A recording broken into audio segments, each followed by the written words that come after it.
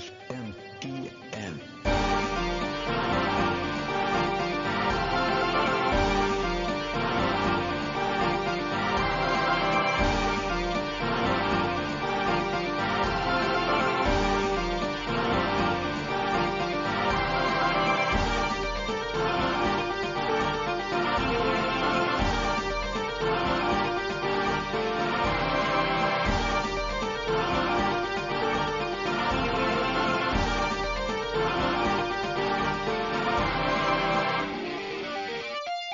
How's it going, everybody, and welcome to Shin Megami Tensei Network Link 172 Take 2. I am your host, Spencer Presley. Joining me this week is Gabbmew. Hey guys, I'm here. I do JRPG and niche gamer content over through plethora of platforms, and if you want to find me, usually I'm at Gabbmew. So, Gab, I appreciate you for coming on and being willing to talk to me after what seems like eons of us trying to think of it. I think at this point, you would have been the last person in the Discord channel who has not been on, but then John got recently added in. So now I have to think of some way to con John into here, and then everyone has been on. Exactly, but that won't be hard. I know John's pretty good with that stuff, so. So, for anyone out there who doesn't really know you or your channel and stuff, for starters, how did you get interested in SMT or Persona, like whatever one came first? Oh man, like if you want to go back to like the beginning, I started getting into JRPGs probably quite late, probably like early teens, like 15-ish. So I got into them very, very late and went through YouTube, and that's actually how I found my friend Shadow Elite HD, and he actually praised Persona very highly. It took me a couple years to actually get into it and play it, but the first one I did play was Persona 5. And then, of course, after I went through that and actually got into it and stuff, then I started getting into the other games and then spent the next, like, however many years collecting all the rest of the games, which was so expensive but worth it in the end. So, have you had any like if you had to give me like the little rundown, which ones have you like played that you can kind of run off the top of your head, and which ones are in your you still need to get around to list? So I have played Persona 5, Persona 4, not Golden, the original one on the PS2, P3 Portable, and then I own the rest of the games. I'm almost done Nocturne, finished Shin Megami Tensei 4, finished 4 Apocalypse, and then the rest I am either started or is in the backlog. I'm surprised, unless it's not your cup of tea. Have you had any interest in the Q games? Oh god, I forgot about that. Yeah, I beat Persona Q2. Okay. I still need to get around to Q2, but like I'm trying to decide where I kind of want to fit it. Assuming this summer ends up being totally dead, because like my plan was Scramble comes out in like the next 2 months, and I was gonna do that. So like I might actually finally end up picking up Q2 quicker than I had planned on, but I'm at this weird point where I kind of am trying to decide, do I want to just have everyone come and play PQ with us all at the same time? Or because it's been so long, do I want to go back and do the first one again and then do PQ2? Because, like, really, it's not like I'd be going back just to replay it again, because, like, I only ever did a P4 playthrough, so I never did, like, the other sides of the other games, and I barely touched PQ2. Well, if you do PQ the original, I'll go back and do that, because I still gotta beat that one. That one is gonna come up as well, just because our main topic is gonna be about manga, and I finally got my other issues in today of the PQ mangas, and God, that fucking game and just its whole art style, it's like so cute you could get diabetes by looking at it, and I never get sick of it. I know, I love it as well, and I'm glad they decided to make spin-off games in that style for that reason. I'm only a little bit sad, and I'm guessing this is due to like how poorly probably PQ manga did on top of PQ2 sales. But I'm sad at like they're probably never gonna do one for PQ2, because I feel like PQ2 is actually the one with the stronger story of the two, at least from everything I've heard. I agree. Yeah, it definitely is. For sure, 100%. And I don't think they're gonna do it. As far as I know, I thought they had canceled like finishing Persona Q manga unless it's already finished. So, weird tangent, and we'll get into it probably more later, but the TLDR of Persona Q's manga is really confusing. This is probably why it didn't sell super well. So they announced it with P3 and P4 as two separate stories and books by two different artists. After two volumes, Persona 3 side ended, but Persona 4 side ended after 4 volumes, and it's very confusing. That's really weird.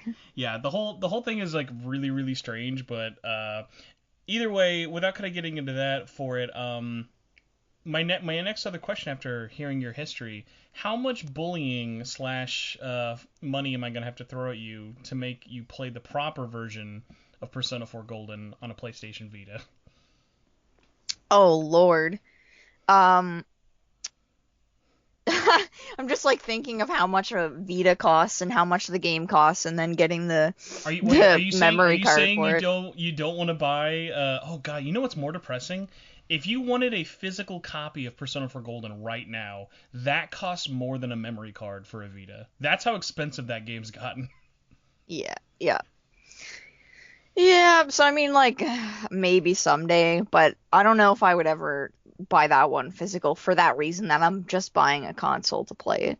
But then again, I could also play the older games on it, so kind of a win-win in that one. I know. And all the super super sweet other RPGs on there that tons of people like to forget about. Or also if you are you super into rhythm games very much at all? I platinumed all the Persona dancing games. I love whenever I see anyone platinum those just because I have like such a weird thing for me about I enjoyed platinuming those so much, but I've done them all on all the different platforms and regions and other systems to the point of like I just view getting those platinums as like a fun way to like kill an afternoon. Mm-hmm. Like for the longest time, it'd be like, hey, if a friend of mine had Persona 4 Dan but didn't want to platinum it, I'd be like, hey, just like give me your system and I'll like platinum in like 2 hours. Because like it's so fun to like hammer through that. But then once you kind of platinum it and you unlock everything in those games, you get to that point of like, oh no, like outside of chasing a high score, I can't do anything else here. Mm-hmm. Mm-hmm. So that's a little bit of your history. What have you been playing as of right now outside of Animal Crossing? Because I think anyone who's not me is pretty much just playing Animal Crossing. Yeah, I've been playing religiously Animal Crossing, and like you, I believe I'm just waiting for Xenoblade Definitive Edition to come in the mail. And honestly, Just Dance, just because of the coronavirus and stuff going on, just a way to like stay inside my house and move. Just Dance is a criminally underrated game, at least in terms of like just silly, dumb fun. Like in the way that I would enjoy like playing like DDR back in the day. Like for the longest Hmm. time, I used to like kind of rag on it. If I was like, oh, because like it's so easy to make fun of it as like a just like a stupid dancing game, but I kind of turned off my brain to it once at a convention randomly, and this was like back when I think it was like in the Xbox 360 days, like using the Connect with it. So I was like, you know what? If you like don't, because like I don't know anyone who plays Just Dance thinking about trying to get like a great score. Like when you're playing by yourself, it's kind of fun in like a workout sense. But if you Hmm. can like get other people to do it with you, it is like probably one of the more fun social dancing games. Hmm. And I actually already bought it on the PS4, but my problem was on the PS4, you have to download an app on your phone and hold your phone, but my phone's heavy. So then you What phone do you have? How heavy could it a be? Pixel. Oh yeah, those are They're chunky. pretty heavy. Yeah. So I was like, okay, maybe I'll try the Switch version so I can use my Joy-Con instead because that's a lot lighter.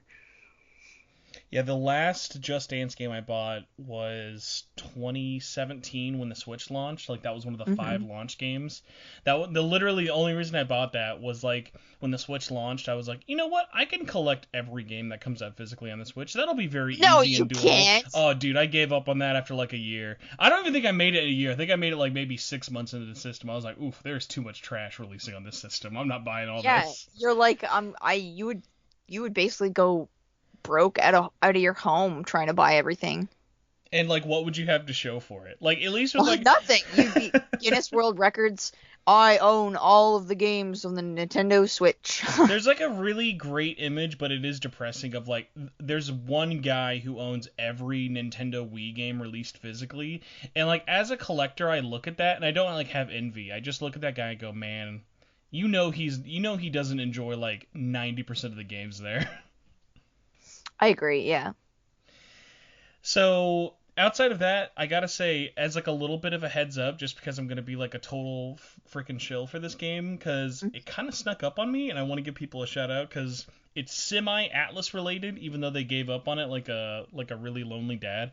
Do you remember a couple of years ago? I think it's 2 at this point. Atlas released on PS4 and Vita these strategy RPGs called Utawari Romano. Yeah, I have. So in the most marketing sense ever, Atlas released 2 and then 3, and in Japan those games sold so well they remade the first one on PS4 and Vita, but Atlas gave up on them at that time. Like that's when they stopped like releasing other publishers' titles and stuff. And NIS picked it up, and they announced this last year of, hey, we're going to be putting out the remake of the first game. It's coming out, by the time everyone hears this, it's going to be out. Yeah, my sense of time is completely out of whack, but it's called Utawari Romano. I think it's Prelude to the Fallen. It's the first in a trilogy. If you like strategy RPGs, it's really, really solid. I've played the second and third a little bit, but I was always really apprehensive because actually one of the best parts about this game, like its gameplay is solid, but it is the story.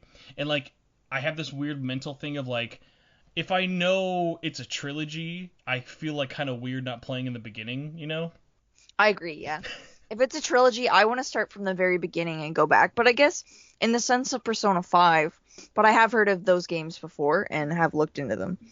Honestly, I like to look up pretty much every game that comes out just to see if I'm interested in it. Yeah, and this one's a really special one, just in the sense of like, hey, they're finally finishing this trilogy. Also, the Vita version's coming out. Like this is, for lack of like actually, God, it might not even be that wrong anymore. This is for like the foreseeable future, like the last big Vita title that's going to come out, at least in English. Like unless something kind of crazy comes out, like this is their last big ditch effort, which is kind of funny because 2 years ago, like in the same year, Ys 8 and like Danganronpa V3 came out, NIS America was like, hey, we're done with the Vita. Like it's just not really making enough money. We're just not going to do any more games for it. And like 2 years later, they're now actually finally stopping. So it's like, hey, shout out to them for not just slowly releasing all of their games and kind of giving up on publishing other stuff. But yes, obviously the big one everyone's going to be playing is Xenoblade, which I think it's safe to say I'm too excited to play it. Have you played any of the other Xeno games? I've definitely tried them. For example, I bought it on the 3DS, but I find the 3DS one is very hard to enjoy because the world is so vast and the 3DS's screen is so tiny. I had the one on the Wii U, and I did try 2, but I found the voice acting was really bad and the graphics were really bad, and I just couldn't get into it. I wonder what you'll think of the first one then, just because I know those characters are a lot more iconic compared to 2. I'm a little bit softer on the sequel, but it's funny because the specs came out for definitive edition I think today or yesterday, and they're pretty comparable to 2 of, hey, really really like I think 300 to 500p in portable mode and like 500 to 720p in docked. So like I'll be curious to see if like people kind of give it more of a pass or if they're going to be harsher for it, because I remember when 2 came out, people were pretty harsh on how it looked visually. Yeah, I thought it sucked. Like it just looked like they put something like one texture on the ground and repeated it over and over, and it didn't even look like it looked like the ground was moving, not the character was just, in a running stance, you know what I mean? The joys of making a giant open world with not a giant budget. Yeah, exactly. So our only real bit of news we have this week is kind of a surprise. So out of nowhere last week, new Game Plus Expo was announced, and For lack of a better word, New Game Plus Expo is here. I'll just say what they say on their website for it, and then we'll kind of go into speculation for it. So This is directly from the website. It says, "Welcome to New Game Plus Expo, an online showcase of new and upcoming releases from a coalition of developers from around the world, mainly Japan, featuring a diverse association of dozens of titles spanning every genre from action to puzzle solving and even storytelling. This is your glimpse into what's next from your favorite publishers." So our publishers we have here, and I'm definitely going to ruin probably at least two names. Our first is Actili, Playism, Axis, Arc System Works, Gung Ho America, Idea Factory, Inti Create, Koei Tecmo, Natsume, NIS America, Sega and Atlas, SNK, Spike Chunsoft, Grasshopper Manufacturer, and what I think is probably the weirdest one is Way Forward. Damn. So out of all those publishers, which ones outside of Atlas caught your eye first? I don't even know I don't even know some of them. Most of them are probably on the smaller side, like Actili and Playism are pretty tiny. Gung Ho is like, they used to be really, really big back in the day. They're the original publisher in Japan and I think still in America for Puzzle and Dragon, if you remember that game. Oh, interesting. Yeah. I don't really know. I'm gonna go into it open-minded because I don't really know any of those developers. And honestly, I'm so picky with my games. It's gotten to a point where I just know what I like. I have to say, as someone who still holds out hope, which I know I shouldn't, I'm gonna give Natsume a little bit of slack again, even though I know that they've pretty much disappointed every Harvest Moon fan for like the last decade. But Yeah. this is pretty much their only chance to have any sort of limelight. Out of all these publishers, though, I'm kind of surprised. The only one that kind of sticks out to me is like, wow, it's weird you're not here, is Xseed and Marvelous. That's like the Senran and Kagura team and stuff. Yep. Yeah, I actually know that one. Like, that seems kind of odd that they're not there, especially because, like, this is sort of all shapes and sizes, but I think if you've kind of been paying attention to all the weird summer gaming announcements and stuff, it kind of feels like at this point that someone just took all the announcement at E3 and are just stretching them as far as they can from May to August, doesn't it? Yeah, it does actually feel like that. Yeah, because, like, we have IGN's thing, GameSpot's thing, Jeff Keighley's thing, and then now we have this, which, to my knowledge, is being run by some independent company, but if I had to guess, maybe it's like, I don't know, like, the whole thing is like really weird, because this popped up out of nowhere. This is 100% official. All the companies have been retweeting it and talking about everything, but like, it's sort of weird that there's no branding behind this, you know? Like, it almost kind of feels like it would be a convention if it actually was happening, but having this like big sort of amalgamation of all these companies is sort of interesting. The going rumor right now, and in case, because I didn't say the date, this is happening June 23rd, 2020. The big thing is basically this is just going to be like a crazy long all-day stream of just announcements and gameplay.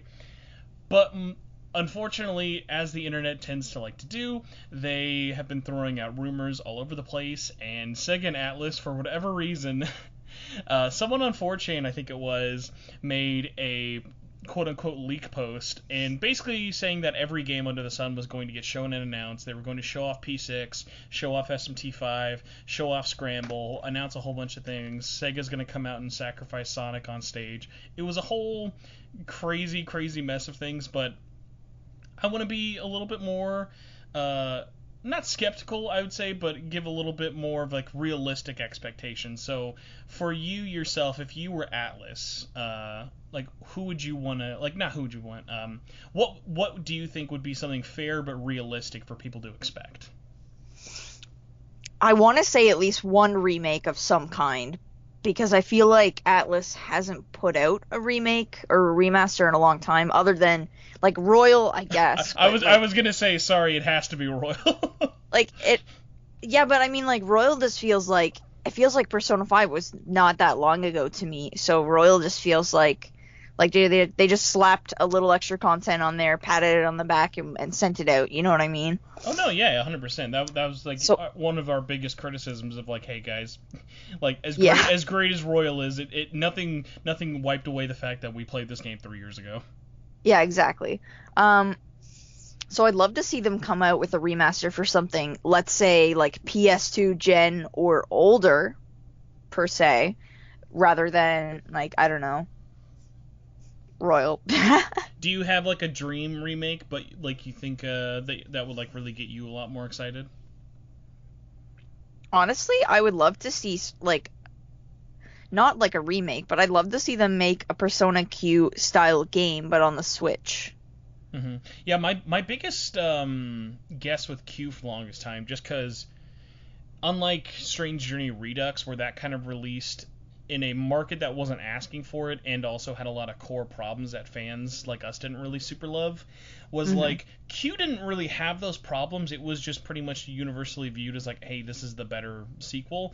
But like it just released at such a poor time that not a lot of people played it, and even people who bought it, like me, haven't necessarily played it. So I Hmm. think like if they just did like a hey, make this look a little bit more modern, throw a compilation of 1 and 2 on Switch, and place it for like 40 to $60, I think that would sell really well. It totally would. People would eat it up. So, for me, it's really odd. Like, I don't have very much prior knowledge outside of the fact that they're obviously going to show off Persona 5 Scramble there. My thing I've been telling people, and this is if Atlas like wants to be really smart, not what I think they're going to do, and I was talking about this a couple of days ago, but I think if they don't want to get laughed out of the room when Scramble gets announced. Because, like, right now, like, let's say if when we're recording this podcast and you're Hmm. checking Twitter and you see that Atlas announces P5 Scramble and all they have is a trailer, like, are you going to Hmm. get excited by that? Uh, I'm just be happy that it's coming west, to be Yeah, but honest. it's like, it's one of those things of, like, it's such a horribly kept secret. Like, it'd be hard to really build up as much excitement as like what the Japanese marketing did. Because like True, true. honestly, the Japanese marketing had a really interesting start of pretty negative for the most part because not a lot of people are Muso fans, and then showing it's more RPG focused, putting stuff out. And so I think if Atlas USA copied Japan's motive but kind of in reverse, like imagine how exciting it would be if they have a trailer announcing the release date slash announcement. Say, hey guys, it's coming out, blah blah blah. Because at this point, it's not worth putting a date on anymore with how much things Hmm. change. Yep. So have a release date trailer, and then at the very end of the trailer, have a stinger saying, boom, trailer is out and demo is out. Like, just make a demo out the same day as you announce it. That would not be the most impossible thing to ask of. And that way, anyone who's skeptical, there is nothing stopping them. It's not, you don't have to go to the Japanese store to check it out. There's no language barrier. It lets people get their hands on it immediately. And in times where releases are a lot more spread out, especially like this summer, I think getting people to have their hands on the game would be nothing but beneficial for it. Hmm. Like for you, from all that you kind of know, what is your as like someone who was you came off of Royal very favorably, all things considered. Um, where are you at in terms of Scramble? Are you like chomping at the bit for it? Are excited? Kind of waiting to see? Like, have you checked out any of the Japanese footage or downloaded the demo yourself? I never downloaded the demo, but I definitely watched footage and definitely liked what I saw. So I'm praying, of course, that it comes here. That's like the weird thing for me. Like I still can't wrap my head around it, and I know like I'm so like I'm coming at this from such a different angle of like how I cover everything. I don't get why there is a mentality for anyone out there who kind of thinks it's not coming. Like in what world could we not get this game? It's not like it's 13 Sentinels. Like 13 Sentinels is a game if Atlas just canned, I would be depressed, but I would understand. Honestly, I thought they were gonna can it a long time ago. Yeah, that's also one of my predictions of what we're going to see. Like honestly, this is its only chance of getting any real sort of like good advertising for it. Like if we don't see 13 Sentinels here, it's probably not coming out, which I hope I'm wrong because like everything I've heard about that game and everything I've seen, it is like everyone just says it's like Vanillaware's like best game, which is really really high praise. So did it do well in Japan then? That's a hard question to answer because it had such a laborious development Hmm. timeline. Um, I think for what they wanted, it did pretty well. it sold over, I think it sold over now 250,000 units, which is pretty good. It's only been available in a small market so far, but it's definitely not one of those games that's going to have legs. It's not like it's a game a lot of people are going to be talking about, because it is a very narrative heavy game. You kind of go through that, you recommend it. I'll say this, I was at least surprised that for the Sega's like 60th anniversary website, they had the entire cast of 13 Sentinels on there, so at least they view them up there with enough lineage to include a pretty recent title, so that's a better sign than most. God love Atlas. Yeah, and I mean, it's just tough too, especially because Vanillaware is such like a revered developer, but because they put out games like at their own pace, it is a lot harder. I think we honestly got lucky for like after Muramasa Rebirth up until, let's say, like Odin Sphere. I'm not really going to count Dragon's Crown Pro because that was like the most cash in that company's probably ever done, which is fine. They've deserved it. Of like, hey, we had like 3 remakes and like Dragon's Crown, because like you think about it, like Muramasa Rebirth was a remake, Dragon's Crown Pro, sorry, not Dragon's Crown Pro, Odin Sphere was a remake, as well as Dragon's Crown being the only real new kind of game, and Dragon's Crown was a game that was in development for, oh my god, like 12 to 13 years. Like Dragon's Crown started as a Sega Saturn game.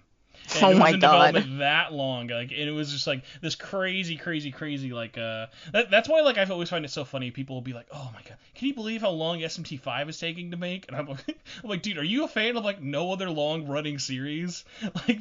Like there are so many series that like go dormant for so long. Like a great example is like Streets of Rage. Streets of Rage has not had a sequel in almost 20 years. No, got over 20 years, and it got one finally, and it's like, hey. Like, if you wait long enough, something's going to happen. Like, so a game that was announced is clearly going to come out.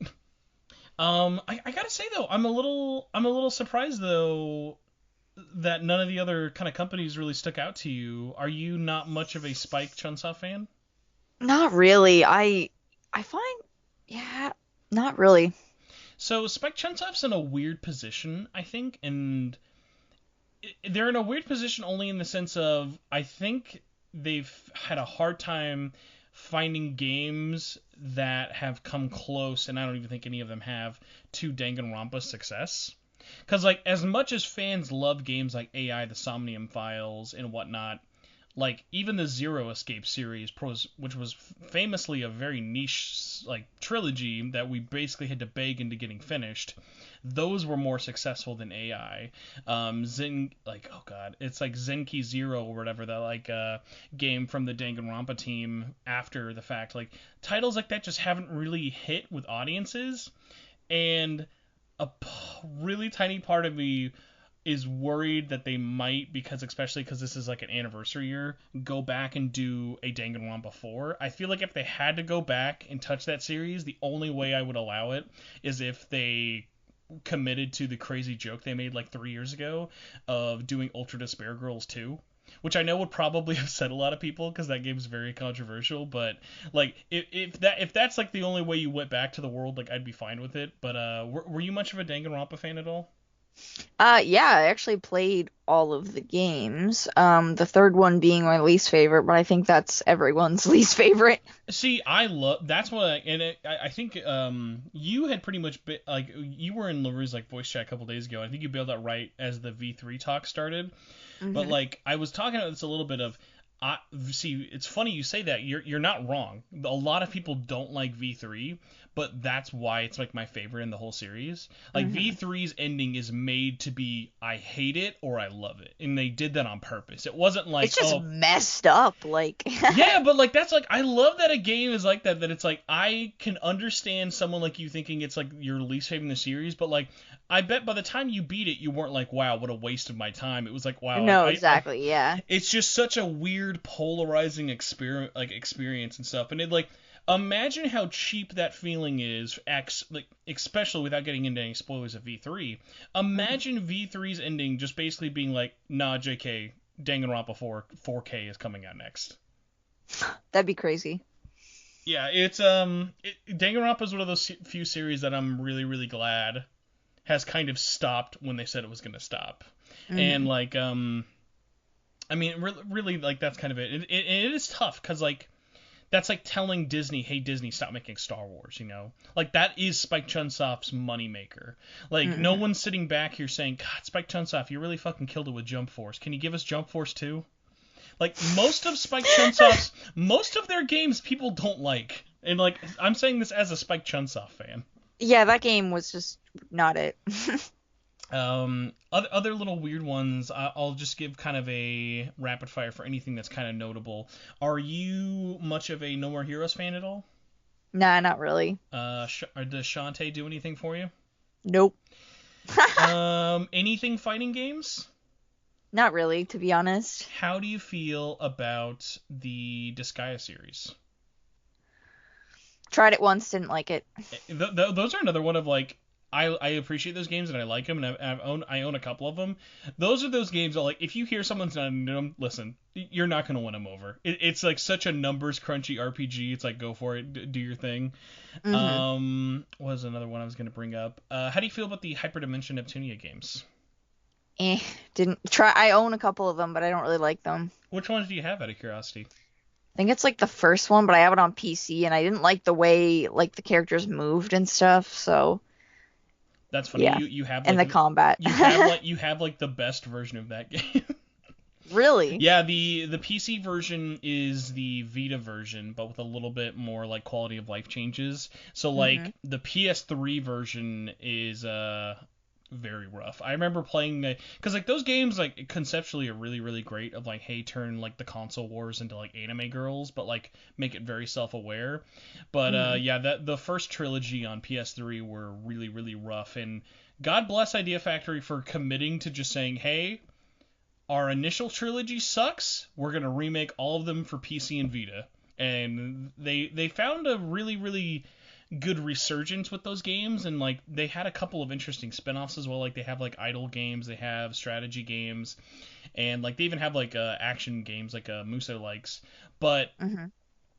it's really odd like when that kind of like stopped being like the case and they kept making new ones for like PS4 and PC.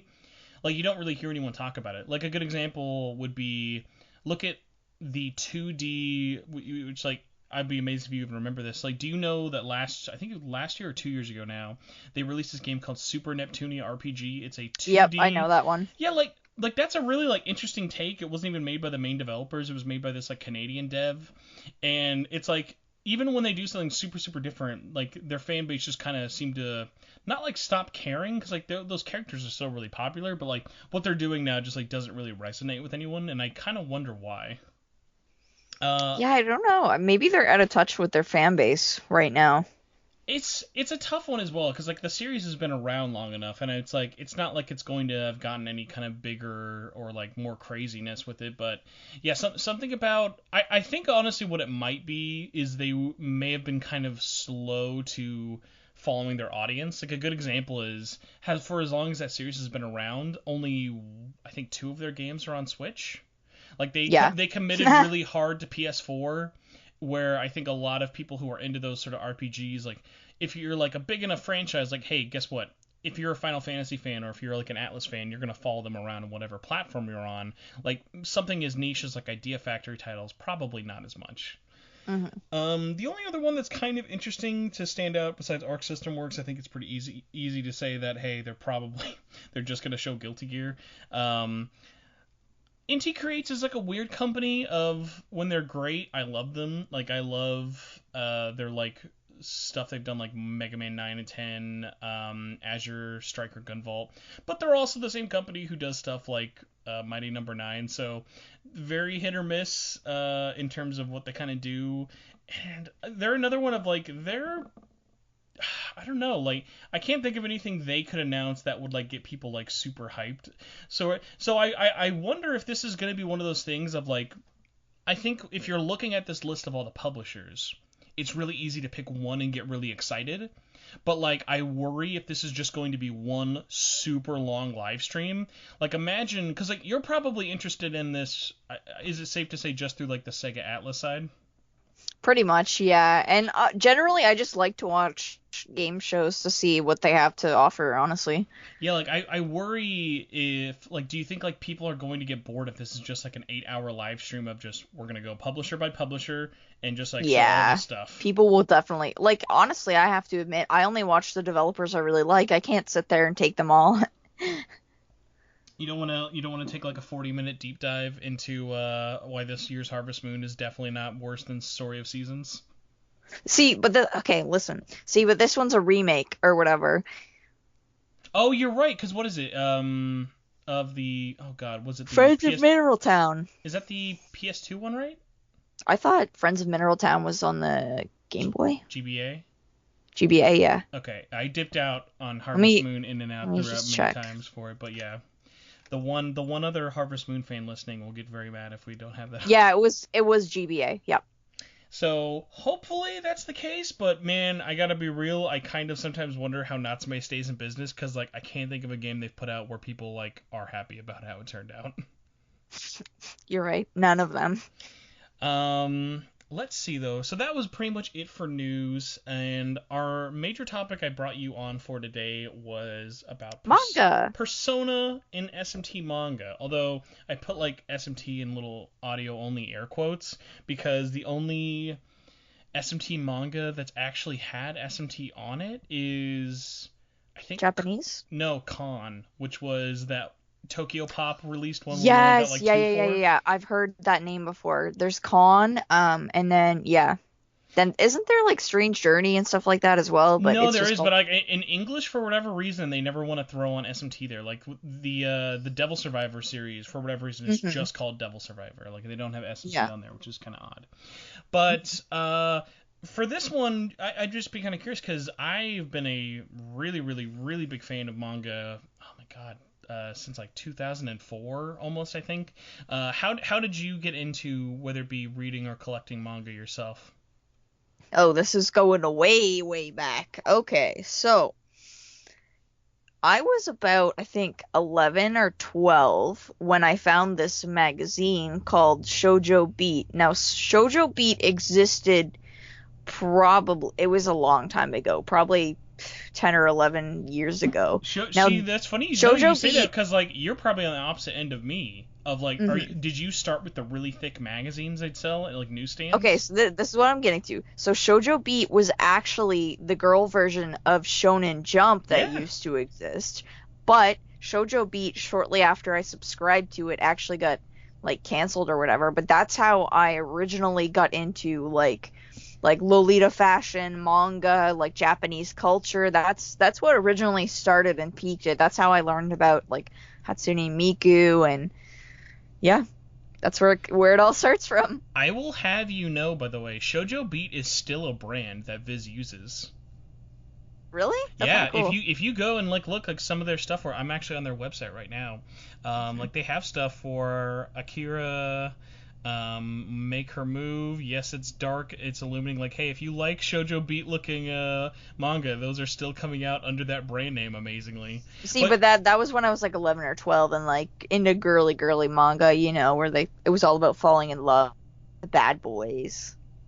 that's really funny that you were pretty much on the polar opposite end of me, because yeah, when I got started with manga, mine was Shonen Jump stuff, and like I'm what, oh my god, probably fourth or fifth grade when I started reading all of these. Like I'd been watching Mhm. anime since like the late 90s, but manga Yeah, I've been wasn't watching really. anime since I was a kid. Yeah, but like manga wasn't like super readily available, I feel like, until like that kind of The like era of like yeah, shonen and yeah, shoujo. yeah. Early 2000s is when we started to see a lot more manga being published in the Do West. you remember the first manga volume you ever bought? Oh God. No, I don't. That's okay. I really don't. I I think it was definitely one of those girly ones that was from Shoujo Beat. this is really funny for me. My first experience and exposure to manga wasn't even at like a bookstore. Did you guys ever have like book fairs, or like they'd have those little like scholastic Yeah, like that's mail-in funny. orders? Yeah. So we had one, and for whatever reason, it must have been because like the card game or the manga, or the anime was really popular at the time. They had Volume 1 of Yu-Gi-Oh, like OG, really dark, I'm murdering people in board games Yu-Gi-Oh, and that was my first book I ever ordered because I was a huge fan of the show and the card game. Mm-hmm. And I was reading these books, and like I just remember, like when I finally got it in hand, I thought like there was something wrong with it because I'd never seen a manga. I was like, why is it backwards? Like, why do I have to read the panels differently? Like, it was just such a weird foreign experience to me. Mm-hmm. But like I latched onto it so hard because like it was just fun of like, especially I don't think I can ever appreciate this as much as I did now. But like when I was like a really poor, if I was bored and had like no other video games to play, I would just go and look through my manga, even if I'd read it like 9 or 5 times. Mm-hmm. So like I started with that, and then discovered through like our bookstores like Borders and Barnes and Noble and whatnot would be selling different manga sections and stuff over the years, and I got those really really thick like 300 to 600 page magazines they do every month of like, because they did the same for Shojo Beat, just not as long as Shonen Jump. Like, did you ever get like the really really big books like for when they do their monthly issues of like, here's like 6 different series and we're gonna give you like a chapter out of each? Yeah, that's the one that I would get. Those were like, man, like it sucks too because like in Japan they have like dozens of like magazines like that every week, like not even every month. So, but ours are very slim. But like, man, like there was just nothing like it in terms of just like getting those just giant books, like having like that unique like sort of paper smell to it. Like I was just like so hooked to it. Like all of my money, even though like I was into like playing games and cards at the time, I always like at least every month bought, if not multiple books, at least a different book. And it was really weird. Like I was into anything that I would see that was like Shonen Jump branded, but in my dumb like elementary school brain, and even up until like high school, like all the shoujo stuff, I was like, nah, girl stuff is just gay. I don't like that. That's really dumb. But then like now looking back, cause like I have a ton of like there's a name for it and I always forget it, but like I have those boy books of like where like it'll be like one boy having to like to choose between his harem of girls, or whether it be like stuff like there are like shonen based romance novels, and I would read tons of those, but for whatever reason never really thought to get at it from the shoujo aspect of it, which I now look like even more of a hypocrite because I own like every otome game ever released in English, and almost all of those are nothing but like either BL games or like your one girl picking from your harem of guys. Yeah.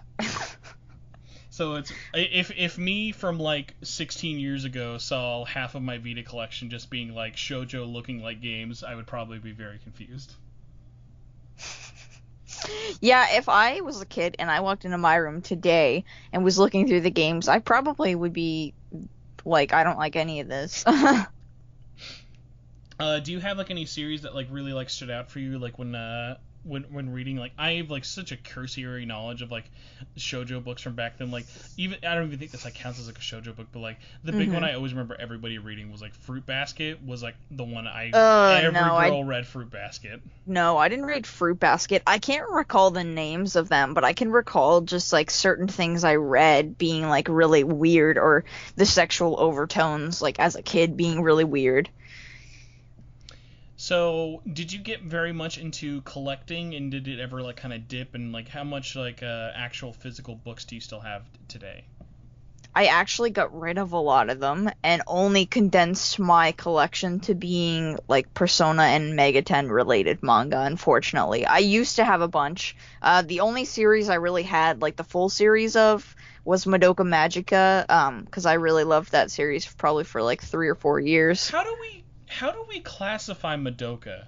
Because I feel like Madoka looks like a shoujo magical girl, but it's like way not that. You classify it as a magical girl anime because that's still what it is. Man, I'd say. I know it's sad. Like I think the only actual probably shoujo books I own is, you would probably classify Sailor Moon as shoujo, right?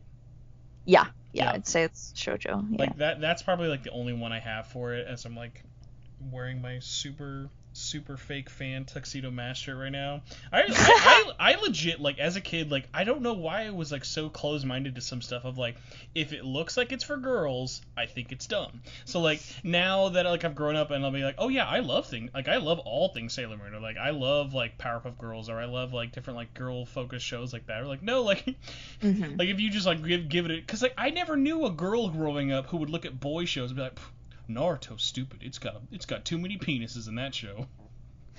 Yeah, that's the problem is like gender stereotyping that are put in place by adults as a kid and by peers, like other kids, because you get bullied and stuff like that, and like there's no way to tell a kid that or explain to a kid that one day it won't matter, but today it does matter. Yeah, and I think especially thankfully like those romance books I did buy through like oh my god, I just remembered like their sub brand. Did they ever have different brands of Shoujo Beat? Like, did they ever do Shoujo Beat Advance? Because for whatever reason they felt the need for whatever reason Shonen Jump had to make a sub brand of its already different brands. And I remember anything that had like romance or nudity was Shonen Jump Advance. And I remember always like that's funny. I remember getting those because I was like, oh cool, I'll see a drawn anime titty.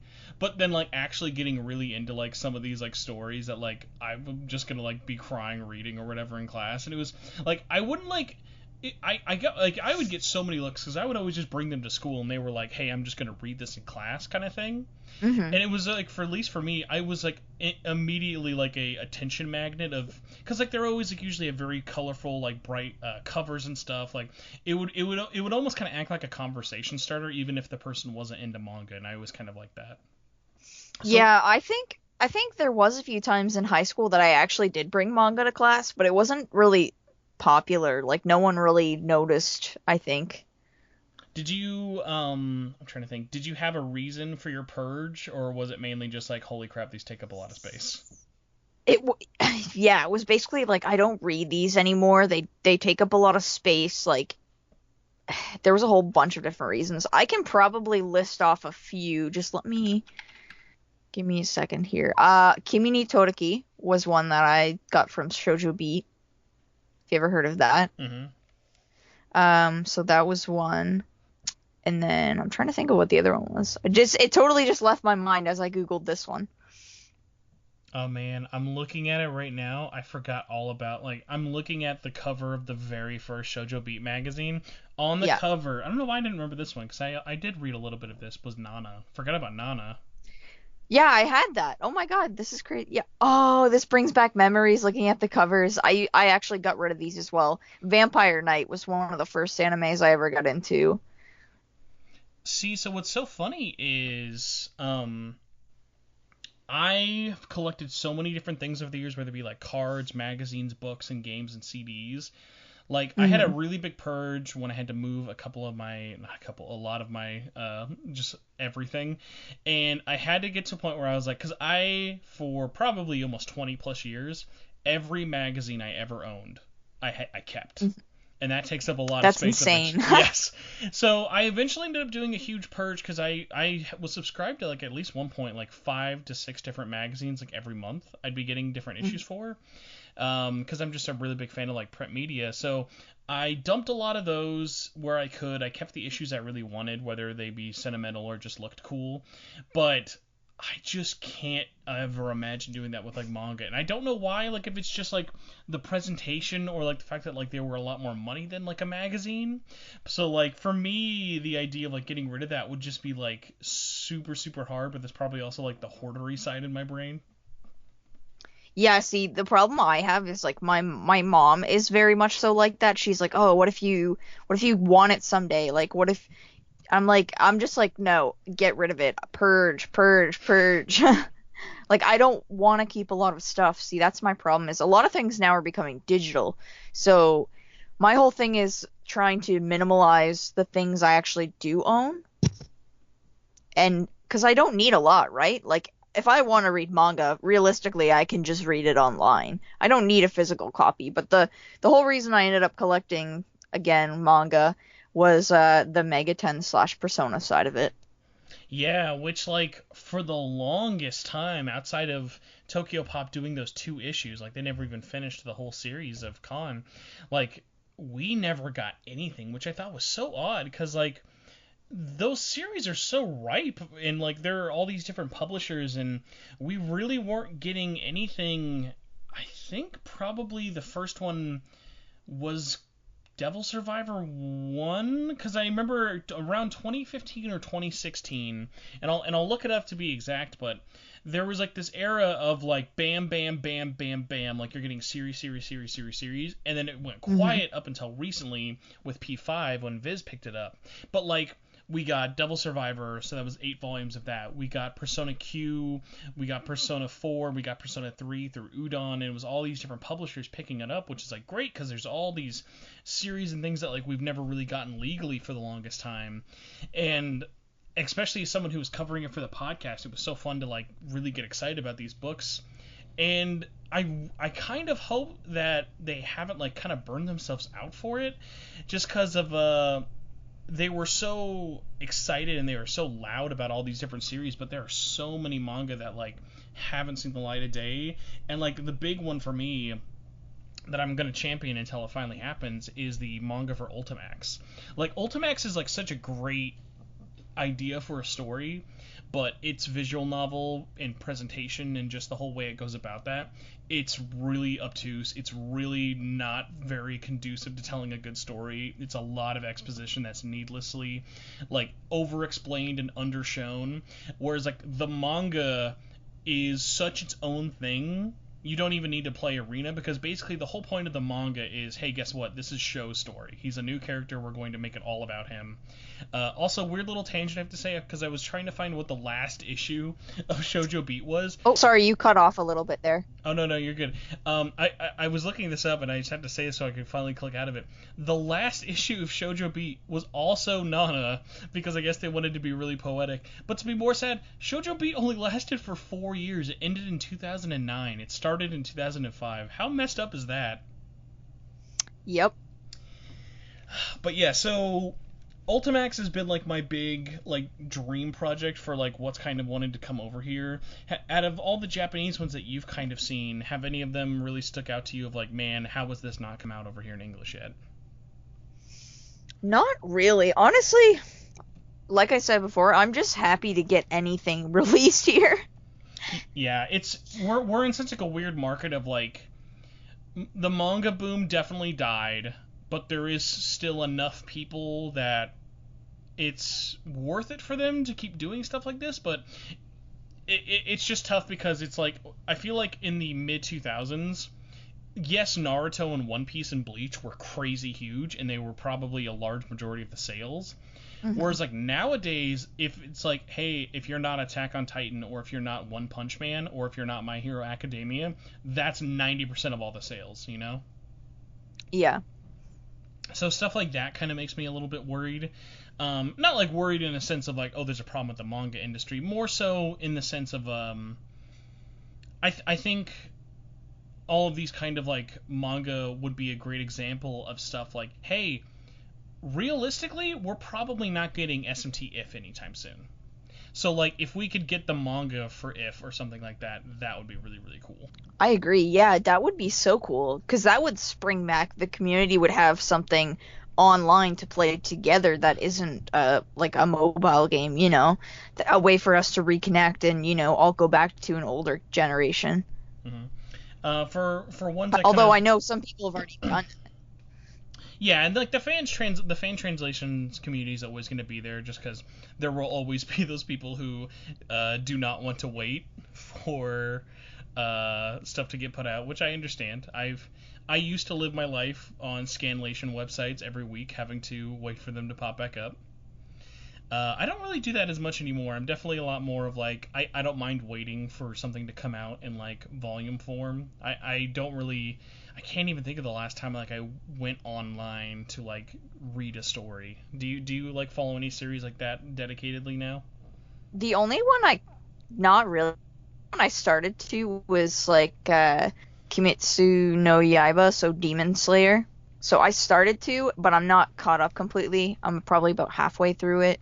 There was a really, really awakening in my body the summer of like 2005, I think. I discovered that Japan and North America had giant gaps in release timing for things, and I realized, like, this is back in the era where, like, YouTube was just, like, the Wild West, and you could upload anything. So, like, back when YouTube used to be a spot for anime, of, like, I discovered, like, when I was into Naruto, Japan had just started, like, the end of, like, Naruto versus Sasuke's fight, whereas, like, for me, like, they hadn't even met Garo or whatever, and I was like, oh my, like, in my brain, I didn't even think of it as spoilers. I just thought it was cool just to, like, it was almost like I'm doing my own time skip.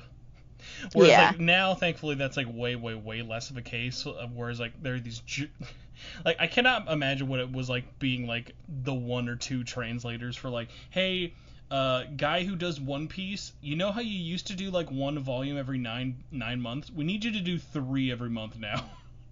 Whoa, yeah, that's crazy. Because there were, for those big series, like, I remember specifically, there was some, like, one summer, I think it was the summer, like, Naruto Shippuden started, that Viz committed, and they were like, listen, we are getting caught up with Japan this year. And so for, like, 6 months, they did 3 books every month. And I'm like, wow, like, I can't imagine the amount of, like, as a kid, I'm just like, I'm soaking it all up, it doesn't matter or whatever. But, like, as someone, like, having to think of that actual workload, I'm like, how on God's earth did you ever do that? So for, kind of going back, though, for you, what was the first manga that you kind of ended up picking up, whether it be for your collection, if you remember? Well, sorry, specifically for Persona and Mega-10. Oh, for Persona and Mega-10, actually, it ended up being Devil Survivor. I think it was because I saw it was online for, like, $8.99, so I was like, that's really cheap. Let's start there. And which ones have you been collecting as of now? Just Persona and Devil Survivor. I plan to get Devil Survivor 2 at some point. I assume you mean P5, or are you also collecting P3 and P4? Sorry, I meant P3 and P4 at some point. You're good. Yeah, that's those. I just had to cough, so I want to mute myself. You're good. Yeah, those are my only blind spots right now in terms of English releases. I placed a giant order a couple of weeks ago that finally got here, so I'm all caught up on Devil Survivor, because I'd had the first 4, and I was covering them pretty much for the podcast, but I ordered the last 4, finished up PQ, and now I'm all caught up with 5, but 5's obviously only 2 volumes, so that's a lot easier to kind of get into. Yeah, and we have the next one coming in June. Yeah, so... Or July, I think. July, yeah. So that'll be a lot easier, kind of like, it's always a lot easier when it's just like, oh, when you're following just like one series, collecting a manga is very easy, but then if you just kind of, oh, I'll wait till the next one becomes the next one, and then the next one, then you have to buy the whole series in one go. But yeah, I need to pick up 3 and 4, because I feel like those are probably ones that got a really tiny print run. Those are published by Udon, actually, the guys who did a couple of the translated art books for like SMT4 and Devil Survivor. And they don't do very, very large print runs for a lot of their stuff, but they don't have as large of a distribution network as like Katagawa or Shonen Jump with Viz. So those ones are definitely like, hey, if you want to find them in a mom and pop store, you're oddly probably going to have better luck finding them at like a comic book shop than like most bookstores, unless it's like a big brand like a Barnes and Noble. Honestly, I order from Amazon pretty much, just because I know it gets shipped to my house directly.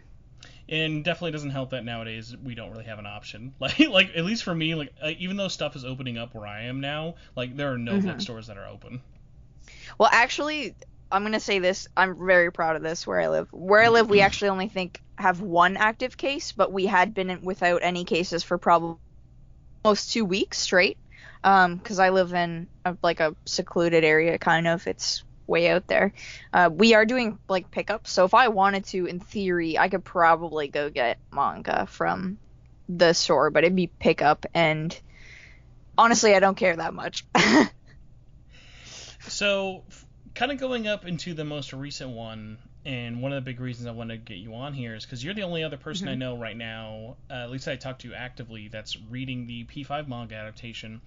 What was your sort of opinion starting off with it? Because I think it's it's an interesting manga. Like I paid attention to it when it got announced in 2016, And until it came out in America, I had not given it any sort of mind thought or anything. So what has been your takeaway after reading Volume 1 and now after 2?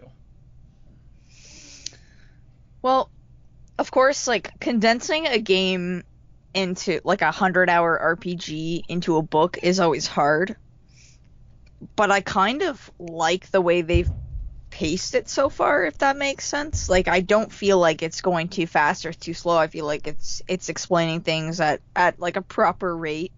I was really happy to see Akechi, of course, in the in the second one for a brief moment. But I know a lot of people. I feel like a lot of complaining about it, but I feel like I didn't really have that many complaints. I just enjoy the trip of going through it.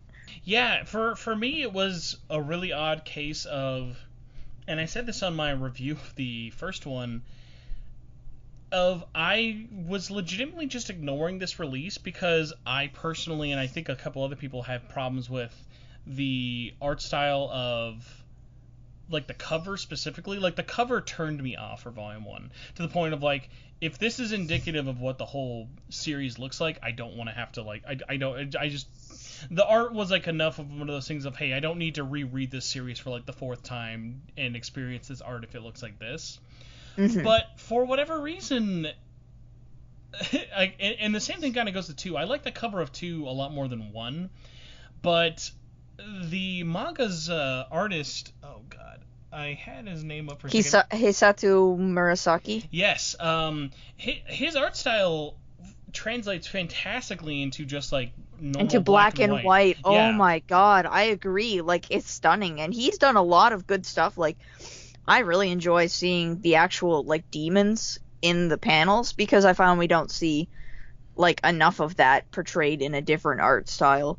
So, like, for example, Carmen, when she was, when she comes to light, looks so gorgeous in the panels, and just the way he showed her off in the background and stuff.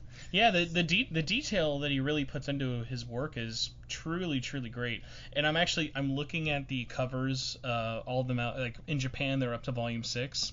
And I'm looking, and I'm just going to make a bold claim because I'm guessing you haven't seen this. The covers don't do anything that crazy. I think their best ones are Volume 3, and you're probably going to think Volume 6 is the best, because literally Volume 6's cover is just Akechi. It's Akechi and nothing else. Yeah, I see that. I just googled that. I'm just like, yeah, probably. I love it too, because it's not even that it's just Akechi. It's Akechi and then, like, half of Sai's arm getting Mike Wazowski. And he's just chilling at Starbucks. Oh my god. So yeah, it's one of those weird things of it. That's why I titled my video review for the first volume, and I was like, hey, don't judge a book by this cover. Literally, of, like, just ignore the cover. Like, the rest of it has fantastic art. Like, it really nails, like, the detail, whether it be for the personas or the demons, and even, like, the more comedic moments of, like, I feel like with his art style, I feel like he's given Morgana, like, 13 different looks, and they're all, like, for, like, the different emotions he has. They all fit, though. Yeah. They fit, though. It's so cool. Like, how Cat Morgana doesn't feel like, oh, it's just I drew a cat. Like, it still has that kind of cartoony feel even when it's the real-life version of it. In, like, different little senses of, like, there are moments where, like, Morgana's just chilling on the bed, like, looks like he's basically just, like, a regular, like, fat black cat, which I kind of enjoy. Yeah, I love how he can do that. It's like, because, like, even in the game, I think it's, for the most part, when Morgana's in the real world, it's very easy for Morgana to just kind of seem like a generic, kind of boring cat. But when I think of the more iconic images I have of real-world Morgana, it's like the moments of him being excited at the movie theater, or him playing or watching a movie with you, like, with his, like, gut hanging out. Like, just, like, silly, like, more over-the-top stuff like that. Like, Morgana looking like a cat couldn't be, like, is basically, like, one of the more boring things you could do with the character. Mm-hmm. How do you feel about some of the, if not changes, kind of expanding in the universe? Because even though it isn't an adaptation and it is condensing this 100-hour game, like you said, I kind of appreciate the fact that they're cutting out a lot of the filler, but the things they're adding in are things I appreciate exponentially. Mm-hmm. I'm just trying to think of, like, what they cut out specifically. Cutting out a lot of like repeat visits, like we were mentioning before the episode started, of like Oh yeah, they like, did do that. Like they basically go through Kamoshida's palace in 2 visits. Like there's no. It's basically how I play the game. but it's even nice of like, because Kamoshida's palace is like probably one of the more longer ones in the game. So like it's nice that they didn't have to have a whole moment of like, we're going to the palace, we're find on, we kick Anne out. We gonna have to get her. She has her awakening moment. Now she's tired. We go back. Like the thing that I really liked was like that whole awakening moment with Ryuji is exposition of, hey, the whole time while that's happening and you're distracting Kamoshida and the palace guards, Morgana found the treasure, so now you immediately know where to go in the next visit. And I'm like, that's great, because guess what? This isn't a game. I don't need to see them looking in the dungeon. Like that's not going to be exciting. I agree. Yeah. No, I didn't even think about that when I was reading it, but now that you say that, that was a really smart idea for them to do. Yeah, other little things that I was really, really proud of, and this one was in the first volume, I really loved, and I'd even advocated at the point of like, it makes the original version of P5 a weaker kind of plot line, but little changes like when they call out Kamoshida in the first volume, and Kamoshida doesn't say, hey, I'm going to take your guys' asses to the PTA meeting and I'm going to expel you because I'm a teacher. Whereas he says for this one, he's like, hey, Shiho just tried to kill herself. Everyone saw that you guys were going around asking about bullying. So everyone already thinks you guys are super suspicious anyway. So Kamoshida's going to use his power at the PTA meeting and say that you guys are the ones who are bullying Shiho. So who are they going to believe? And it's way more believable because in the game, he's basically just like, I'm going to expel you because I have the power to. Whereas yeah, this I know. one Yeah, explains in the it. book, that made so much more sense than anything they tried to do. Yeah, so like it's moments like that where like I'm playing it and I'm like, man, like if they keep this up, and even Volume 2 is kind of shown me like the pace that they're going is, like, I like that they're taking their time with it, because like if you told a fan before playing before reading Volume 1, hey, Volume 1 ends with Ryuji getting his persona. Like, that's almost 200 pages just to get his persona. It's like, oh, man, is this going to be, like, really, like, kind of drawn out? And I like that Volume 2 is kind of shown, like, no. Like, we're speeding this up. Kick it up a notch. It's speeding up the stuff of, like, hey, you're clearly not in control here. We're taking the game part out of the story. Like, I'm giving you the story the way that you need to. So I'm really excited about that in terms of like seeing how everything goes, as well as like the little changes, like even just little things. Like one of my favorite things from Volume 2 I was really surprised about was just the little exposition of, hey, here's a little bit more about Ann's character. Here is how lonely she feels. Here is how she became friends with Shiho. Like that little moment of like Shiho coming up to Ann saying, hey, your painting looks really shitty. Like that was so funny. Yeah, like that's a great little thing of like, because guess what, like, because I know there are people out there who love Shiho as a character even though she's barely in the game to begin with, but like me. Yeah, and it's like Ann as a character and Shiho after Kamoshida's palace might as well not exist if you don't want to have them in your party, you know?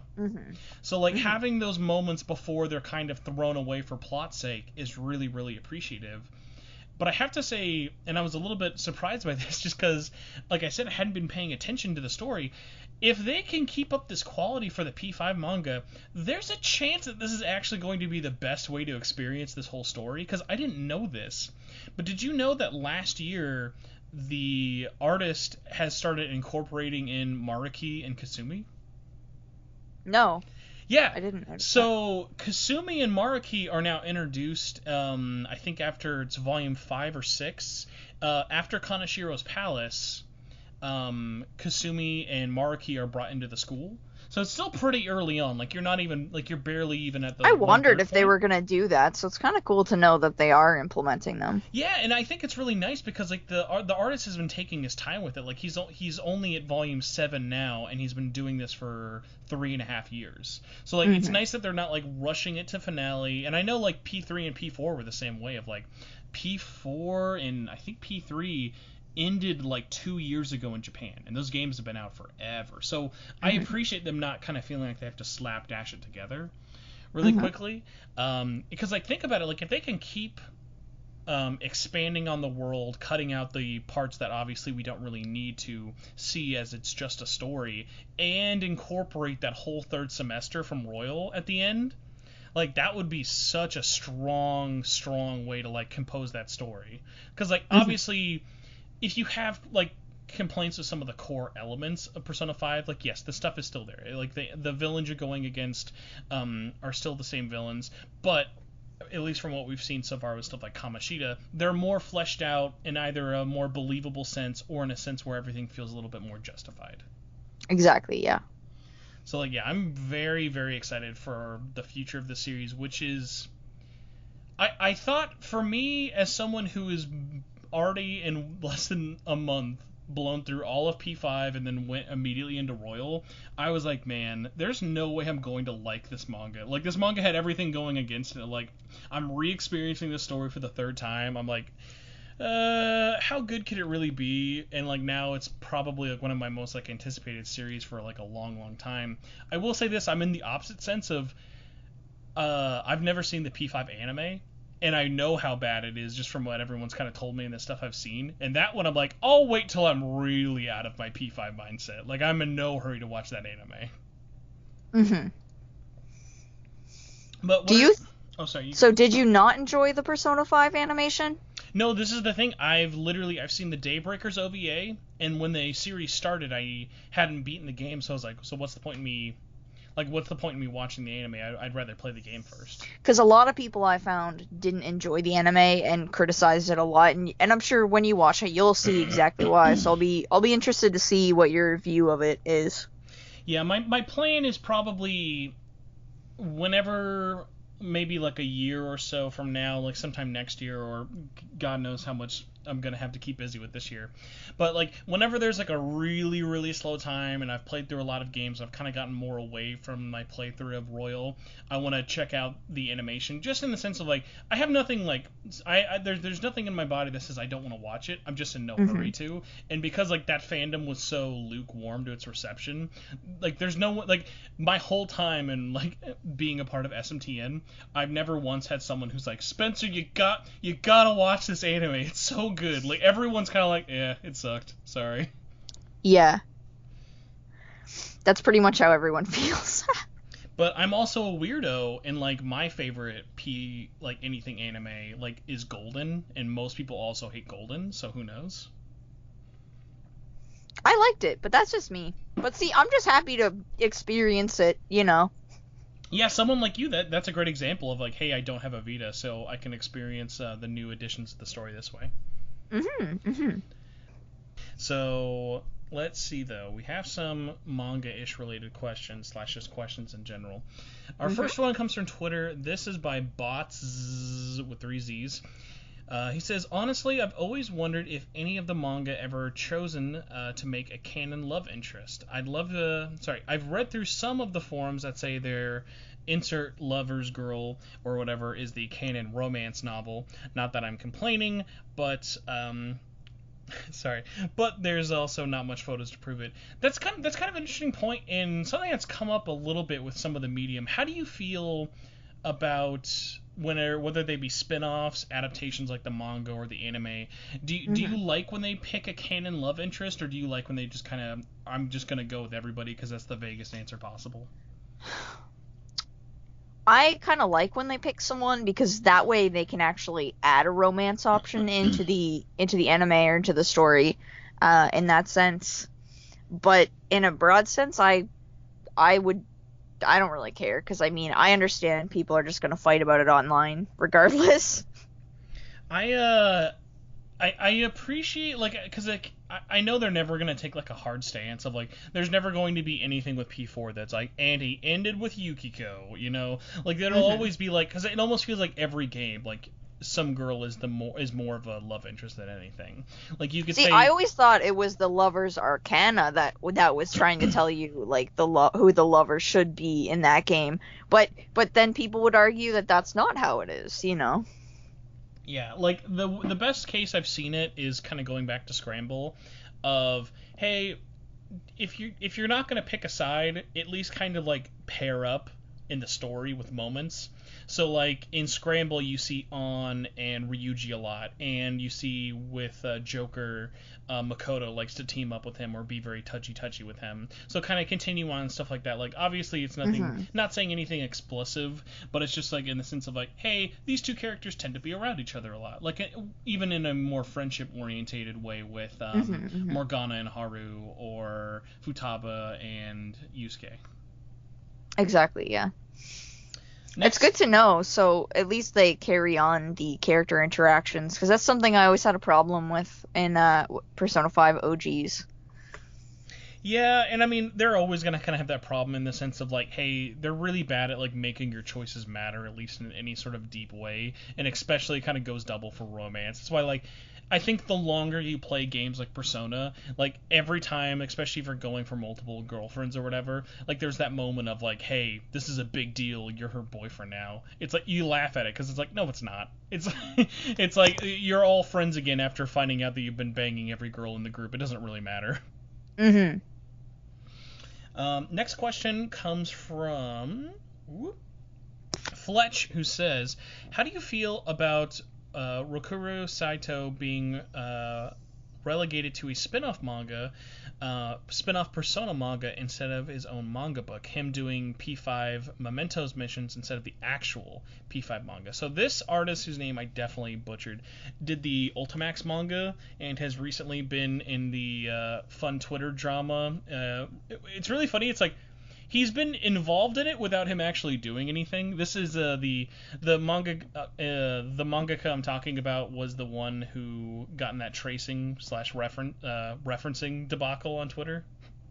Of like, did you see that someone actually finally like tweeted at him and said, hey, did you see this person's been tracing over your art? And he just was it Mega? Yeah. And oh my god! Okay, sorry. Yeah, and he just replied back with his like, I'll have to see if I can find it for it, but he just replied back to me like, I'm very disappointed by this. He was just like sad, but it wasn't like, it's funny because like there was that whole drama, but like the drama was about people either being for or against the artist. It wasn't anyone actually saying. It wasn't about if the actual artist. Yeah, no one really thought to like show it to the artist and be like, hey, just check this out.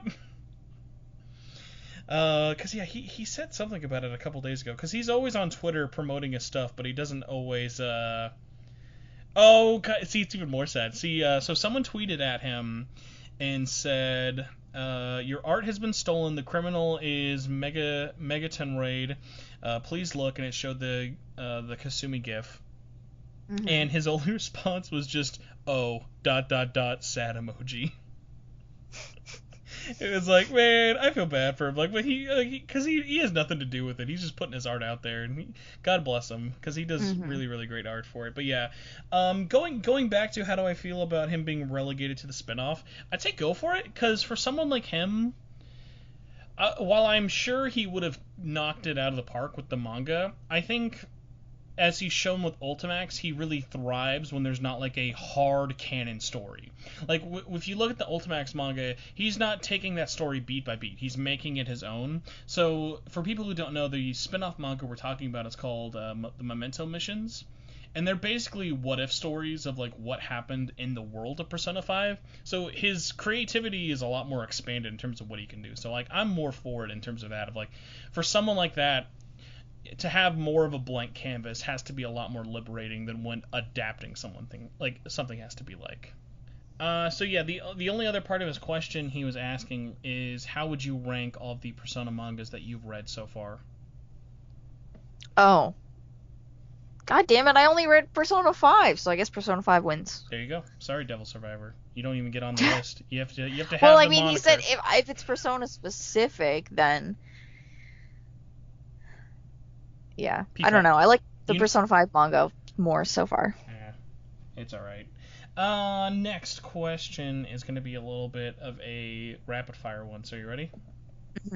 I'm not going to answer this one just because I've done every other week, but Persona Forever says, how are you doing today? Oh, I'm pretty okay. How are you doing? In your opinions, why are there mangas that are incomplete in translation, like PQ, P3 side, P4, and P4A / Ultimax? I'll answer that one in terms of not translation. So, as we kind of talked about, Persona Q had a really, really weird way it split up the manga by the P3 and P4 sides being different books. So, online, it says that Persona 3 was canceled. But when I got my Volume 2, they at least wrapped it up. Like, they didn't wrap it up in a way that, like, felt like that was the plan. You could tell it definitely got canceled, and they had to make the final chapter the end. But it's not like it's left on a cliffhanger, so it's at least not, like, embarrassingly bad. In the case of P4 and Ultimax, I think a large part of that is just interest with spin-off series like Ultimax, and also not really getting huge markets outside of people reading them online, which isn't really the most profitable. Let's see. I'll let you answer this one though. He also asked, even if they are not considered canon, would you consider the possibilities that they could ever happen in the game or the anime? So kind of going back to our talk of like stuff like the changes they did with like Kamoshida's maniacal intent and implementing stuff like Royal. Sorry, I'm blanking a little bit. Like how would you like, even though like they're probably not like considered canon by Atlas, like how do you kind of like rank it for yourself of like, let's say in this like mystery scenario, like the P5 manga, like we said, all this stuff happens, keeps up at the pace we're going at, and the third semester stuff gets implemented. Like, would you, even though it's not the canon version of the game, can you see yourself maybe recommending that to people more than just playing Royal? Oh, like recommending the manga over the game? Yeah, because like honestly, if I know someone would probably like the story of Royal, and let's say they don't want to have to replay Royal. Like, let's say someone played P5, is interested in Royal's new content, but doesn't want to have to replay it. By the time this manga is finally done, it'd be a lot easier for them just to read like 10 or 20 volumes than replay that whole game. I think if that was the only way that they could experience Persona 5, I would say that at least. Because I know not everyone can just, get a PS4 and get the game and stuff. So if that was the only way you could actually experience the story, hell yeah, I would recommend it over the game.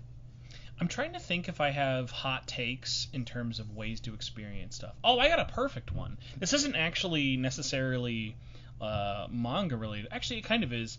So if I had to tell someone what's the best, like if they were interested in the core idea of Naruto, in my opinion, the best way to experience the story of Naruto, with cutting out all the filler but having the awesome presentation of everything, it is the Ultimate Ninja Storm games. Because, like, yeah, they have their own filler, but they're always saved for after you beat the games, and, like, there'll be optional side quests. But, like, if you want to experience the story of Naruto with full voice acting and, like, crazy CG graphics, like, those are way better than going through the anime, because you cut out all of the fluff, you know? Do you have anything kind of like that, where it's like, hey, this isn't the original way to experience the story, but, like, it's just as good, if not better, than those? I would say Cave Story Plus, maybe, but that's a game. No, I can say that though, because like the changes that are there, it's like, can you? It's probably what they wanted to have happen when Cave Story 3D happened. Like, do you remember? Like, how many people do you think actually remember Cave Story 3D? Not many. I always looked at it online and I was like, I just can't. This is just butchering the game so hard. Yeah, but then the trouble with Cave Story Plus is then you have to say, do I want to give money to Nicholas, though? And then that's the tough part of the question. Next question, though. Thank you for the other ones. Let's see. Let's have a question, but one I actually want to get your thoughts on. Let's say if someone is turned off by the art style, because like we talked about, there are people who even have seen the stuff or just aren't the biggest fans of the art style. Would you still recommend the storytelling alone to this, even if they weren't crazy about the P5 manga's art style? Yeah, I think so. See, it is tough, because like I mentioned how big of a turnoff that cover was for it. I have a harder time seeing of like when you're looking at the actual like pages itself. Like outside of like, hey, some detail may be a little bit wonky. It's like you have to remember at the end of the day, especially with P5, like he's doing the story and the pages all himself. He's not like splitting it up with anybody. Like it is a one-man job. obviously not giving any credence to like the people who do the editing and all the other stuff, but like in terms of like whose name is on the cover, it is his name in Atlas. So like he is taking on the brunt of the work for sure. Mm-hmm. Our first question from Facebook goes, what are your thoughts about the Persona Q series and the chance of them ever getting ported to Switch? So kind of like what we talked about before, but like what would, let's say if, to expand upon it, because this actually did come up naturally earlier, if Persona Q did come to Switch, what would you want them to add? Oh, Lord. What would I want them to add? Better minigames? I think it'd be cool if you could gift items to characters, like gift clothing and stuff like that. Maybe. I've got the easiest way to make everyone want to play. Wow, it's been a long day. How are you doing that? I've got the easiest way for everyone to want to play Persona Q Collection on Switch. And it's a little expensive, but if they just actually dubbed Persona Q2, think of all the naysayers who would actually finally play that game finally. True. Because like that, honestly, you can say everything you want about Switch and DS things. You can talk about it being a 2019 game. You can talk about it being a sequel to a spinoff.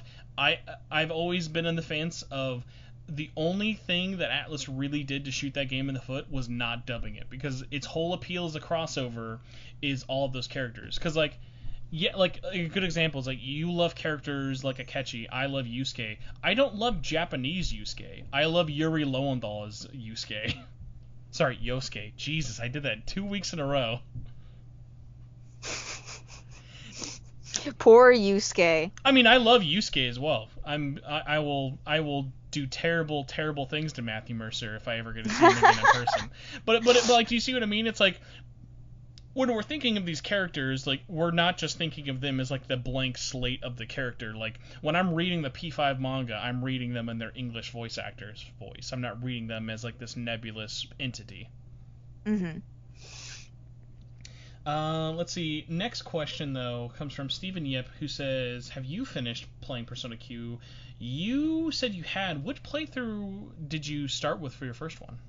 No, I only finished Q2. I didn't finish the original, actually. I left off the 2 part, my bad. So he asked about PQ. I think I chose 4 for my first one, but I'm not 100%. I'd have to look. Honestly, I haven't played it in, like, years. Like, it's been a long time since that 3DS game has seen my 3DS. Do you want to feel really old? Oh, God. Are you going to say when it came out? PQ2 is not even a year old yet. Oof. I think if I started another fresh save, I'd probably go with P3P, even though like she's not my favorite, just because like that character, the fact that she's in that alone is pretty amazing to me. So I'd probably go on the P3P route.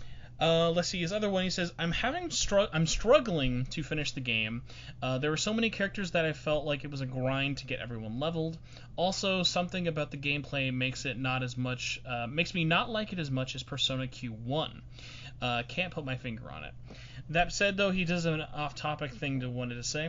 It says, I'm 4 hours into Final Fantasy VII Remake, and I am really struggling with the new battle system. It is just that I've spent 115 hours playing Persona 5 that I find myself button mashing and not really following if there are too many enemies on screen. Oh, but he does say the initial motorcycle section is fun. Have you put much time into FF7 Remake if you're playing it? I actually don't own it yet, so I haven't even touched it. So I'll say this, FF7's battle system, when you start out, is going to seem, no matter what difficulty you're on, either too easy or not deep enough. And as it goes on in the story, like, I think all of the systems really kind of click in your head of, it's easy to get in and out of battles, but I think as the game starts introducing more boss elements and different enemy mechanics, probably like after chapter 6 or 7, you kind of get to the point of your brain is thinking differently. Like when I'm playing that game, even though it is an action game, like my fingers are on the menu buttons way more than the attack buttons, which is which as a Final Fantasy fan was nice to have that realization with. So I'd say stick with it. You're definitely still in the early parts of it, and I mean, obviously you bought it. I'm gonna force you to play it anyways. It's the game of the year 2020 for me, so I'm gonna bully everyone into beating that game, because whether you love that game's ending or not, that game is just very fun to talk about. Let's see. Our next question is from Matthew Sadlier. Says, and I'll let you answer this one. If you could have the Velvet Room, what form would you want it to take? Ooh, I would probably take the car. The car is pretty bitchin'. Like I was like, the car is the most badass one, and like you're moving and like you get to sit there and drink champagne. Girl, I'll take the car. In my head Igor, canon, move over. In my head canon, I like to imagine that it's Theo, and then a little baby seat next to him is Jose. No, I'll take the PQ2 Cinema. Do you think? I gotta say this: whether people love or hate P5, can we agree that P5's Velvet Room is probably the most boring in the whole series? Agreed. Yeah, and it's just like desolate. Like you can't even walk around in it to like, you know. Well, the one time you can is like one of my least favorite parts, like that moment of going to the jail cells and freeing everyone. Yes, I hate that, and everyone's in the opposite ends, like really far away from each other. It's like, wow, this just sucks. All of this. I agree. Yeah. Our final question comes from Sand to Win, who says, there is a confirmed SMT board game that is currently Japanese only, but do you think there is a possibility for SMT to be translated into some sort of card game similar to a Hearthstone or a Weiss Schwarz? If so, how would it theoretically work? So, for you, are you much of like a card or board game fan? No. For me, I have to say, I think if they did like a TCG, whether it be like a game or like an actual card one that was dedicated to Atlas and like just like Megaton or even just Atlas developed game stuff, I think that would work really, really well because they have a lot of very similar art style, but like just having like those moments, because like they have such a rich history they never really bounce off of. Like just think of like you could have decks for each of the main games. Like you could have a Rido deck, you could have a Devil Summoner deck, you could have a SMT4. I almost said 5, but let's be real, that's not happening anytime soon. SMT card game is much more real than happening than that deck. So like I think that as a card game would probably be a lot more attractive to people than a board game. But hard to say. The market for board games, I'm not super huge into them myself just because I don't have a lot of people to play them with, but for me, cards would probably be the bigger pull, but we already have such a hard time getting a lot of the Weiss Schwarz stuff localized over here, so I would say probably don't hold your breath on that. But that is it for questions. Before we kind of plug all of our stuff and see where everyone can stalk us, do you have any little final things you want to say? I just want to say thanks for having me on your podcast. No, thank you. It's good to be here. Thank you so much. I cannot believe this episode did not go 3 hours long. I normally tell everyone episodes won't go long, and then they are 3 hours of us talking about Xenoblade, so that's good. We broke the mold there. So I will let you go first because you are the guest. Where would you like people to find you? So I'm at YouTube, Twitch, Twitter, all that jazz, Instagram at Gabbmew if you would like to follow me. As I said, I make a lot of video game content, niche game based, so if you want to follow me, check it out. All your links also will be in the show notes below if anyone doesn't want to have to type too hard. You can follow, me. I am on Twitter at Torchwood4SP. You can follow the podcast, which was much more active than my personal account. That is at SMT Network. You can find us on YouTube by just searching by my name, Spencer Presley, or Shin Megami Tensei Network. You can go to the Facebook group by going facebook.com/groups/SMT Network. We just reached the, we just hit the 6,900 member milestone, and I love that someone like celebrated that by like, I think they'd done something lewd to like celebrate us hitting 6,900 people, and I was like, okay, this is when I'm not following the numbers that closely and they get that high, that's a good sign. That's funny. Besides that, let me see. Did YouTube, did that, did Twitter, blah, blah, blah. If you guys want, you can check out the podcast on iTunes and review it and stuff like there. I'm trying to get it onto more places. Spotify has been a little bit funky for whatever reason, but the friendly people at Libsyn hopefully will be able to get that all sorted out, because I want to try and get it on more platforms, but right now, iTunes, RSS feed, and YouTube is the big one. But yeah, that is about it. Thank you again so much for coming on and listening to us gab about, wow, pun not intended actually. I know, I write pun. Thank you for listening to us reminisce about Shojo Beat. I'm sure someone at Viz Media had their ears perk up because no one has probably thought of that in 11 years. But yeah, I guess we will just say goodbye and go on our merry way. Goodbye, everybody. Bye. Bye.